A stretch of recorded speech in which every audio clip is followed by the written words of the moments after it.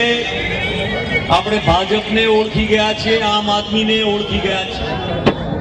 સવાલ એટલો છે કે બેને ઓળખી ગયા પછી બેવને કાઢવા હોય અથવા એકબીજાની સાથે જોડાયેલા હોય તો એને કાઢવા માટે આપણે સૌએ એક થવું પડે. આપણા સૌ વચ્ચેના નાના મોટા મતભેદો ભૂલી આપણું લક્ષ્ય એ સુરત શહેરની પ્રજા, જનતા જનાર્દન, ગુજરાતની જનતા જનાર્દન અને પ્રજા એના હિત અને કલ્યાણ માટે, જેમ એક જમાનામાં આઝાદીની લડાઈમાં મહાત્મા ગાંધીએ આ દેશના 30 કરોડ લોકોને એકત્રિત કર્યા હતા.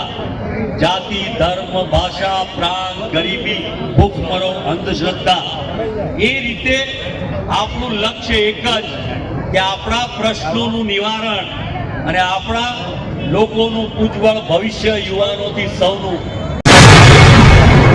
सूरत में कांग्रेस की विशाल जनोक्रोश रैली, बीजेपी के भ्रष्टाचार के खिलाफ जोरदार प्रदर्शन.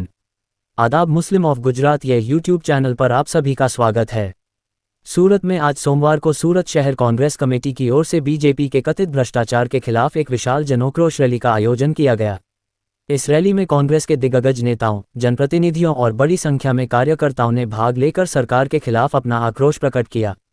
जनोक्रोश रैली में एबीसीसी के महासचिव एवं जीपीसीसी के प्रभारी मुकुल वासनिक जी, प्रदेश कांग्रेस अध्यक्ष अमित भाई चावड़ा, वरिष्ठ नेता भारत सिंह सोलंकी, असलम साइकलवाला तथा विधानसभा में विपक्ष के नेता डॉक्टर तुषार चौधरी विशेष रूप से उपस्थित रहे. सभी नेताओं ने बीजेपी सरकार पर भ्रष्टाचार, जनविरोधी नीतियों और जनता की समस्याओं की अनदेखी करने के गंभीर आरोप लगाए.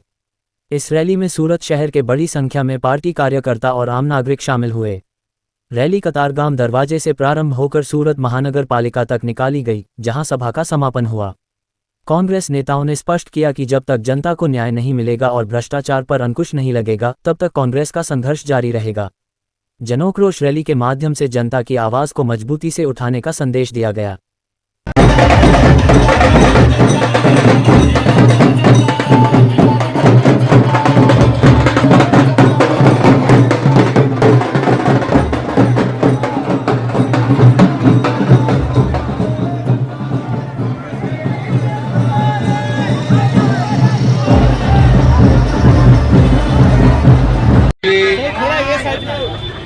श्रीनिवास भाई,